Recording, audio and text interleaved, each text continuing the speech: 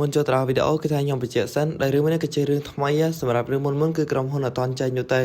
នៅក្នុងអេពីសូតមួយនេះដោយសាររឿងហ្នឹងគឺបានបកស្រាយថាតាមពិតទៅនៅក្នុងពិភពលោកហ្នឹងគឺពោរពេញទៅដោយភាពទទេស្អាតក៏តែដោយសារតែការបញ្ចេញពលិរបស់ទេពធីតាទៅធ្វើឲ្យពិភពលោកមួយនេះគឺបានប្រែប្រួលទាំងមូលតែម្ដងអ្វីដែលពិសេសនៅក្នុងពិភពលោកមួយនេះគឺមានជាមួយនឹងពូជសាសន៍ជាច្រើនទៀតផងដែរដែលវាគឺមានដូចជា Dragon, Eve, Oniphobe និង Devawave, Demon, Dark Eve, Center ជាមួយនឹង Beelfoot ផងដែរអ្វីដែលពិសេសនៅក្នុងពិភពលោកមួយនេះគឺមានជាមួយនឹងពូជសាសន៍មនុស្សដូចគ្នាបន្តមកទៀតដោយសាររឿងនេះក៏បានកាត់ទៅក្នុងភូមិមួយតែម្ដងដោយបានឃើញជាមួយនឹងបរិបទម្នាក់ផងដែរដែលគាត់គឺមានឈ្មោះថាឡៃបន្តមកទៀតដោយឡៃនេះក៏បានលាទៅកាន់ឪពុកម្ដាយរបស់គាត់ទៅដោយសារតែគាត់នឹងក៏ត្រូវការផ្សងព្រេងដល់ពេលក្រោយមកដោយឡៃនេះក៏បានធ្វើដំណើរទៅដល់ទីក្រុងតូចមួយផងដែរបន្ទាប់ពីកន្លែងនឹងហើយដោយឡៃនេះក៏បានទៅចុះឈ្មោះធ្វើជា adventure ដូចគ្នាដោយអ្នកទទួលភ្ញៀវនេះក៏បានប្រាប់ទៅកាន់ឡៃដូចគ្នាច្បាស់ណាស់ដោយឡៃនេះក៏ទទួលបាន rank F ក៏ពោលតែឡៃនេះគឺទៅចូលថ្មីនោះទេដោយនាងក៏បានសួរទៅកាន់ឡៃផងដែរតែឡៃនេះគឺមានជាមួយនឹងសមត្ថភាពពិសេសអីអត់ដែលមិនចាំយូរឡៃក៏បានបញ្ចេញជាមួយនឹងសមត្ថភាពរបស់គាត់ឲ្យទៅកាន់នាងមើលហ្មងទៅដែលគាត់ក៏បានប្រាប់ទៅកាន់នាងថាសមត្ថភាពមួយនេះគឺមានឈ្មោះថាកាឆាដោយសមត្ថភាពមួយនេះគឺពិតជាលយខ្លាំងមែនតើណានៅពេលដែលគាត់គឺជួយដំណើរការនៃសមត្ថភាពមួយនឹងវាគឺបានផ្ដល់ជាមួយនឹងកាតមួយឲ្យមកកាន់គាត់ផងដែរហើយរបស់ដែលនៅក្នុងកាតនឹងវាគឺអាចបញ្ចេញមកខាងក្រៅបានក៏ប៉ុន្តែអីដែលពិសេសណាដែលស្លាបព្រាមួយនឹងគឺវិញដល់ពេលចន្ទអ្នកទទួលភ្ញៀវគឺបានសួរថាមិនក៏ស្លាបព្រាមួយនឹងគឺវិញអញ្ចឹងឡៃក៏បានប្រាប់ទៅកាន់អ្នកទទួលភ្ញៀវយកហ្មងកុំតណាគាត់នឹងគឺអាចជប់របស់ផ្សេងបានក្រោយមកទៀតឡៃក៏បានជប់ជាមួយនឹងផ្លែប៉ោមក៏ដូចជានំប៉័ងផងដែរក៏តែគ្មានទេលទ្ធផលចុងក្រោយមកគឺថាដែរដល់ពេលយើងទៅឡៃក៏រៀងសែប៉ុន្តែដោយសារតែគាត់នឹងគឺអាចជប់របស់ល្អបានដល់ឃើញបែបហ្នឹងអ្នកទទួលភ្ញៀវគឺថាតបទៅកាន់ឡៃថាក៏តែវាមិនអីនោះទេដែលឡៃគឺនៅតែទទួលបានជាមួយនឹង rank F ដដែលហ្នឹងបន្តមកទៀតដែលឡៃនេះក៏បានសួរទៅកាន់អ្នកទទួលភ្ញៀវដែរថាឥឡូវហ្នឹងគឺមាន mission ឲ្យគាត់ធ្វើអត់ដល់អ្នកទទួលភ្ញៀវហ្នឹងគឺឲ្យឡៃនេះគឺមើលទៅខាងក្រោយទៅក៏តែនៅពេលដែលឡៃគឺមើលដែលគាត់គឺពិតជាភ័យខ្លាំងមែនតើហ្មងដោយសារតែនាងគឺថាឃើញឡៃចម្លែកអញ្ចឹងនាងក៏បានដឹងថាឡៃនេះក៏ចេះអសរនោះឡើយនាងក៏បានប្រាប់ទៅកាន់ឡៃដូចគ្នាច្បាស់ណាស់ពូជសាសន៍មនុស្សគឺមិនសូវមានអ្នកចេះអសរប្រហែលនោះទេអញ្ចឹងហើយគឺវាមិនអីនោះឡើយខ្ញុំសុំទោសផងអ្នកគ្នាដោយសារតែអត់មានពាក្យថាពូជសាសន៍មនុស្សនោះទេបន្តមកទៀតហ្នឹងដែលនាងក៏បានដាក់ការងារមួយឲ្យទៅកាន់ឡៃដូចគ្នាដែលការងារមួយហ្នឹងគឺអត់មានអីច្រើនទេឲ្យឡៃហ្នឹងគឺថាតែជូនឥតក៏ដូចជាជូនដីអីហ្នឹងទ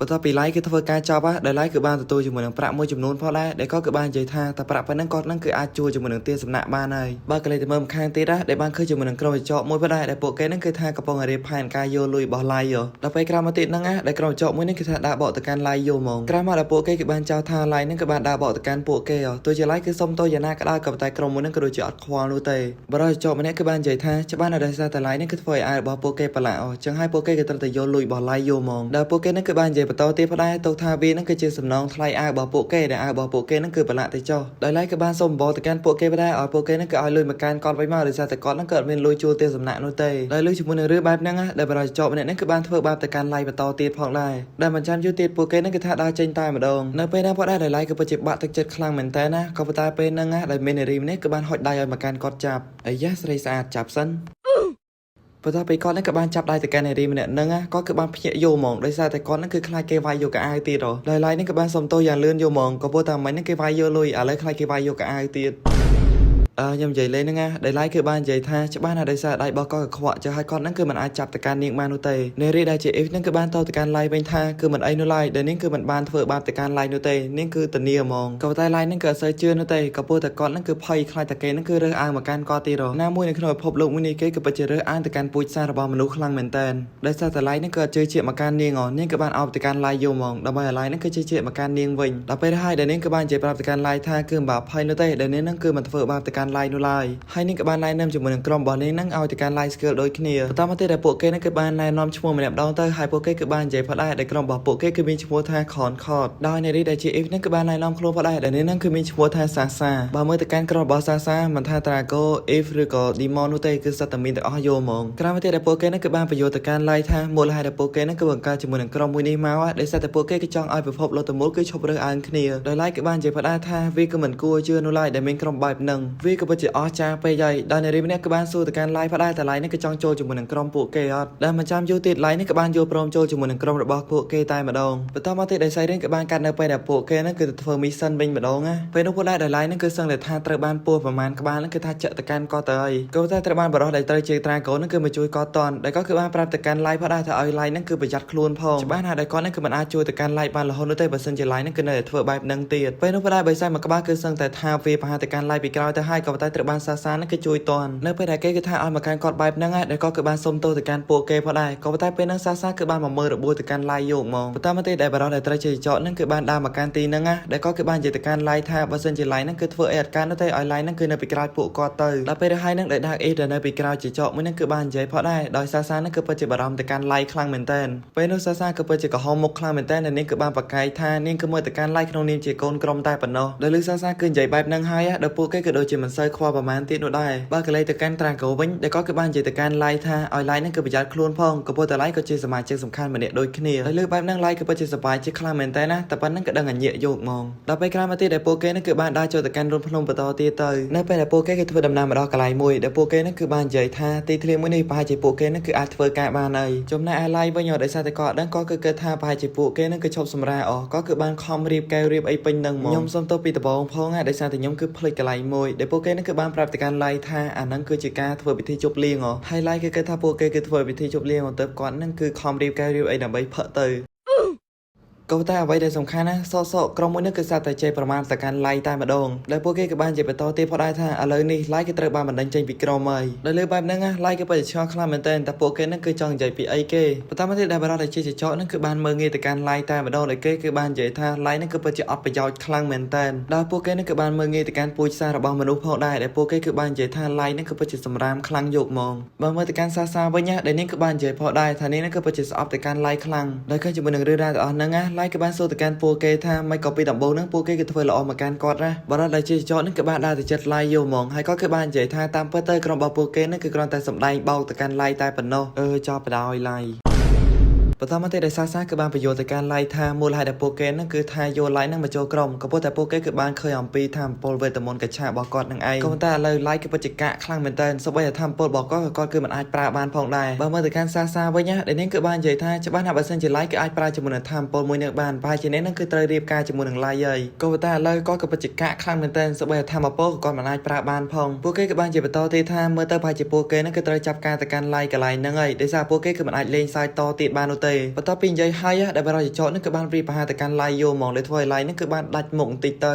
ដោយឃើញថាស្ថានភាពនឹងគឺអត់ល្អនោះទេដែលឡាយនឹងគឺបានរត់យកតែម្ដងបើមើលទៅកាន់ក្រុមមួយនឹងវិញពួកគេគឺបានសើចទៅកាន់ឡាយយកមកនិយាយទៅពួកគេក៏ចាប់ទុកថាឡាយនឹងគឺជារបស់លេងរបស់ពួកគេនឹងឯងនៅពេលដែលឡាយគឺកំពុងតែរត់ដែលសាសាគឺបានបាញ់ជាមួយនឹងព្រួយមួយគឺចំទៅកាន់ជើងរបស់ឡាយធ្វើឲ្យឡាយនឹងគឺរត់អត់រួចទៀតនោះទេដោយនៅពេលនេះឡាយគឺពិតជាអស់សង្ឃឹមខ្លាំងមែនតើដោយប៉ុណ្ណឹងពួកគេនឹងគឺមិនតន់ឆ្អែតឆ្អន់នោះទេដែលពួកគេនឹងគឺបានព្រីដំច្រំធាក់ទៅកាន់ឡាយដូចគ្នាដោយនៅគណៈពេលហ្នឹងផងដែរដែលឡាយនឹងគឺវាទាំងវេទនាតែម្ដងក៏តែអ្វីដែលសំខាន់ណាស់នៅពេលដែលឡាយគឺវាសសគាត់គឺសាទៅដល់ចំណុចកណ្ដាលនៃក្បួន teleport ដែលឃើញបែបហ្នឹង Dragon នឹងគឺដឹងថានឹងគឺជាអីគេគាត់គឺបានប្រាប់ឲ្យទៅកាន់ការូនឹងគឺបញ្ចប់ទៅកាន់ឡាយឲ្យលឿនទៅក៏តែអ្វីដែលសំណាងចំពោះឡាយដែលឡាយគឺអាច teleport តន់ដោយក្បួនមួយនឹងគឺបានបញ្ជូនឡាយគឺមកដល់កន្លែងមួយបើមើលទៅកាន់ឡាយពេលហ្នឹងក៏គឺពិតជាអស់សង្ឃឹមខ្លាំងមែនតើច្បាស់ណាស់ទោះជាគាត់នឹងគឺអាចកិច្ចអំពីក្រុមមួយនឹងបានក៏ដោយមិនយូរទៀតនោះទេសត្វបិសាចនឹងមកវិបហាទៅកាន់គាត់ហើយដោយឡាយគឺបាននិយាយពាក្យលាទៅកាន់ប៉ាក៏ដូចជាម៉ាក់របស់គាត់ផងដែរហើយគាត់នឹងគឺបានត្រៀមខ្លួនស្លាប់ដូចគ្នាក៏ថាអីដែលពិសេសឡាយគឺបាននឹកឃើញទៅកាន់ក្រុមមួយនឹងទៀតហើយដែលគាត់គឺបាននិយាយថាពួកគេគឺពិតជាចិត្តអាក្រក់ខ្លាំងមែនតើពីដំបូងគាត់គឺពិតជាសប្បាយចិត្តខ្លាំងណាស់ក៏តែឥឡូវវាក៏បែរទៅជាបែបនឹងទៅវិញច្បាស់ណាស់បើសិនជាគាត់គឺអាចមានជីវិតរស់ចេញពីកន្លែងនឹងបានគាត់នឹងសងសឹកទៅកាន់ពួកគេតែម្ដងហើយគាត់នឹងសម្លាប់ពួកគេដោយដៃរបស់គាត់ផ្ទាល់ដោយសារតែកំហឹងនឹងការចង់សងសឹករបស់ឡាយទើបឲ្យឡាយនឹងគឺមានកម្លាំងចិត្តនៅក្នុងការរស់បន្ត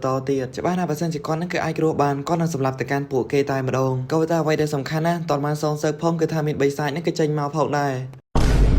រមកភ័យទេទូឯងគឺថាមិនងាយស្លាប់នោះទេកុំភ័យមើលតែបន្តិចទៀតនឹងសត្វបិសាចនឹងគឺថាជាប់ក្រោមដៃឡាយហើយក៏តែបើកលេចមើលទៅកាន់សត្វបិសាចមួយហ្នឹងដែលវាគឺមាន level 1000 ឯណោះដោយពេលនេះឡាយគឺពិតជាភ័យខ្លាចខ្លាំងមែនតើណាក៏ពោលតែបិសាចមួយហ្នឹងគឺជាប្រភេទបិសាចនៅក្នុងរឿងព្រេងនិទានមិនមកទេឡាយគឺថាជួបបិសាចក្នុងរឿងព្រេងនិទានទៀតឥឡូវនេះឡាយក៏ពិតជាស្លន់ស្លោយកហ្មងដោយសារតែគាត់គឺដើរធ្វើអីនោះទេក៏តែសោសឡាយគឺសារតែនឹកឃើញអំពីធម្មពលកច្ឆារបស់គាត់គឺបានបញ្ចេញជាមួយនឹងធម្មពលមួយនឹងដើម្បីដំណើរការតែម្ដងអ្វីដែលពិសេសនៅពេលនោះធម្មពលមួយនឹងគឺបានបំលែងទៅជាក្បួនត្រាយ៉ាងធំតែម្ដងហើយក៏មានកាតមួយសន្លឹកនឹងគឺបានចេញមកផងដែរច្បាស់ណាស់ដោយកាតមួយនឹងគឺជាកាតនៃការកោះហៅចុំកាត់ខុសកន្លែង នៅពេលដែលនាងគេថាចេញមកដែលនាងក៏បានសម្រាប់ទៅកាន់ពោះមួយនឹងតែម្ដងបើមើលទៅកាន់ធម្មពលរបស់នាងគឺមិនខ្សោយនោះទេបន្តមកទៀតដែលនាងនឹងក៏បានដើរទៅរកទៅកាន់ឡៃអ្វីដែលសំខាន់ណាស់នាងក៏បានអោនគោរពទៅកាន់ឡៃនិងហៅទៅកាន់ឡៃថាជាលោកម្ចាស់មិនត្រឹមតែប៉ុណ្ណឹងនោះទេនាងនឹងក៏បានព្យាបាលរបួសទៅកាន់ឡៃដូចគ្នាដែលនាងក៏បាននិយាយទៅកាន់ឡៃផងដែរច្បាស់ណាស់បើសិនជាលោកម្ចាស់របស់នាងក៏ត្រូវរបួសបែបហ្នឹងនាងក៏នឹងអត់សុខនោះទេបាទកន្លែងមើលទៅកាន់ឡៃវិញណាដែលគាត់ក៏ពិតជាឆ្ងល់យល់ហ្មងក៏ប៉ុន្តែបើរបួសរបស់គាត់វិញគឺថាជាអស់ហើយបន្តមកទៀតដែលនាងក៏បាននិយាយផងដែរថាឡៃនឹងក៏ឈ្មោះអីគេដែលឡៃនឹងក៏បានប្រាប់ទៅកាន់នាងទៅតែគាត់នឹងគឺមានឈ្មោះថាឡៃដែលនាងក៏បានតទៅកាន់ឡៃវិញថាមែនហើយវាក៏ពិតជាល្អណាស់ដែលនាងនឹងគឺបានស្គាល់ឈ្មោះទៅកាន់ឡៃហើយចំណែករឿងមួយទៀតវិញចាប់ពីថ្ងៃនេះទៅនាងនឹងតាមបម្រើឡៃតែម្ដងរហូតដល់ជីវិតចុងក្រោយរបស់នាងដែលលើបែបហ្នឹងឡៃក៏រៀងកាំងតិចផងដែរបន្ទាប់មកហ្នឹងដែលនាងក៏បានណែនាំជាមួយនឹងឈ្មោះរបស់នាងទៅដែលនាងគឺមានឈ្មោះថាមីក៏បាននិយាយបន្តទៀតថាច្បាស់ណាស់មូលហេតុដែលនាងគឺអាចចេញមកកន្លែងនេះបានក៏ព្រោះតែការរបស់ឡៃបើសិនជាគ្មានការរបស់ឡៃនោះទេនាងក៏មិនអាចចេញមកកន្លែងនេះបានផងដែរបើកន្លែងមើលទៅកាន់ឡៃក៏គឺសឹងតែមិនគួរឲ្យជឿយកមកក៏គឺមិននឹកស្មានថាធម្មពលរបស់គាត់នឹងក៏អាចកោះហៅទៅកាន់អ្នកខ្លាំងដែលមានធម្មពលទៅដល់9999នោះទេដល់ពេលហើយដែលមីនឹងក៏សុំការអនុញ្ញាតទៅកាន់ឡៃរឿងមួយដោយសារតែនាងនឹងក៏ចង់ស្កេនអំពីសមត្ថភាពរបស់ឡៃនឹងឯងដោយឡៃគឺបានអនុញ្ញាតឲ្យនាងនឹងគឺបានស្កេនអំពីធម្មពលរបស់គាត់ដូចគ្នានៅពេលដែលមីគឺបានស្កេនជាមួយនឹងធម្មពលរបស់ឡៃនាងគឺបានដឹងថាសមត្ថភាពរបស់ឡៃនឹងគឺបានលាក់ដោយអត់កំបាំងបន្ទាប់ពីការស្កេនចប់អស់ដែលនាងគឺបានប្រាប់ទៅកាន់ឡៃថាដោយសារតែធម្មពលរបស់ឡៃនឹងគឺលាក់អត់កំបាំងពេកចឹងហើយនាងនឹងគឺអាចមើលឃើញបាននោះទេនាងគឺបាននិយាយបន្តទៀតថាទោះជាយ៉ាងណាក៏ដោយនាងគឺបានរកឃើញអំពីចំណុចមួយផងដែរច្បាស់ណាស់ធម្មពលកច្ឆារបស់ឡៃវាក៏ពិតជាមានប្រយោជន៍ខ្លាំងមែនតើក៏តែទោះជាយ៉ាងណាក៏ដោយធម្មពលមួយនោះវាក៏ពិតជាត្រូវការម៉ាណាខ្លាំងច្រើនមែនតើណាហើយចំណែករឿងមួយទៀតវិញមូលហេតុដែលធម្មពលកច្ឆារបស់ឡៃនេះគឺអាចចូលមកកាន់នាងបានណាក៏ព្រោះនៅទីកន្លែងនេះវាក៏ពោពេញទៅដោយម៉ាណាតែម្ដងដោយមិនក៏បានសរសើរទៅកាន់ភាពក្លាហានរបស់ឡៃផងដែរដែលគាត់នឹងគឺហ៊ានចូលទៅក្នុងគោកងឹតដែលមានម៉ាណាច្រើនបែបនេះដើម្បីអាចប្រើជាមួយនឹងធម្មពលនៃកច្ឆារបស់គាត់បានក៏តែគ្មានទេដែលឡៃគឺបានតបទាំងយំវិញថាមិនដូចជាការកើតរបស់នាងនោះឡើយគាត់គឺពិតជាកាក់ខ្លាំងមែនតើសូម្បីតែគោកងឹតធម្មតាក៏គាត់គឺមិនអាចចូលបានផងចូលទៅរំគងងឹតបែបនេះទៀតមិនត្រឹមតែប៉ុណ្ណឹងទេដែលឡៃនេះក៏បានប្រាប់អំពីរឿងរ៉ាវទាំងអស់ដែលគាត់នឹងគឺចូលមកកាន់ក្នុងនេះបានច្បាស់ណាស់វាគឺដោយសារតែក្រុមរបស់គាត់គឺបានក្បត់មកកាន់គាត់ពេលនោះបើសិនជាគ្មានសំណាងនោះទេគាត់ប្រហែលជាមិនអាចរស់បានទៀតនោះឡើយហើយអ្វីដែលគាត់ចង់គាត់គឺពិតជាចង់សងសឹកទៅកាន់ពួកគេខ្លាំងមែនតើដែលឃើញថាឡៃនឹងគឺកំសត់បែបហ្នឹងដោយមិនក៏បានអោបទៅកាន់ឡៃតែម្ដង Oh my god ពេលនោះដែលមីគឺបាននិយាយថាទោះជាអ្នកនឹងគឺមិនបានដឹងអំពីរឿងរ៉ាវទាំងអស់ដែលគាត់នឹងគឺឆ្លងកាត់ក៏ប៉ុន្តែនាងគឺសន្យាថានឹងសម្លាប់ទៅកាន់ពួកគេដើម្បីសងសឹកឲ្យទៅកាន់គាត់តែម្ដងក៏ប៉ុន្តែគ្មានទេដល់ឡៃនេះគឺបានដើរចេញពីដៃរបស់នាងផងដែរដែលគាត់គឺបាននិយាយថានាងគឺមិនអាចធ្វើជាមួយនឹងរឿងនឹងបាននោះឡើយតាមពិតទៅមិនមែនគាត់នឹងគឺចិត្តល្អនោះទេក៏ប៉ុន្តែគាត់គឺចង់សម្លាប់ពួកគេដោយដៃរបស់គាត់ផ្ទាល់ក៏ប៉ុន្តែអ្វីដែលសំខាន់ពេលនេះគាត់គឺពិតជាខ្សោយខ្លាំងមែនតើដោយលើបែបហ្នឹងមីគឺបាននិយាយទៅកាន់ឡៃថាច្បាស់ណាស់បើសិនជាគាត់ចង់ខ្លាំងនាងគឺអាចជួយទៅកាន់គាត់បានដោយឡៃគឺបានគិតផងដែរច្បាស់ណាស់បើសិនជាគាត់គឺខ្លាំងមែនគាត់នឹងសម្លាប់កាន់ពួកគេតែម្ដងក៏ប៉ុន្តែក៏មិនឲ្យពួកគេស្លាប់ងាយៗនោះដែរដោយមិនក៏បាននិយាយបន្តទៀតផងដែរថានេះក៏ពិតជាជឿទៅកាន់សក្តានុពលរបស់ឡៃខ្លាំងមែនតើហើយនេះក៏ជឿផងដែរថាឡៃនឹងខ្លាចទៅជាអ្នកខ្លាំងក្នុងថ្ងៃណាមួយបន្តមកទៀតដែលឡៃគឺបានសម្រេចចិត្តថាគាត់នឹងប្រើជាមួយនឹងធម្មពលកច្ឆារបស់គាត់ដើម្បីកោះហៅអ្នកខ្លាំងម្នាក់ទៀត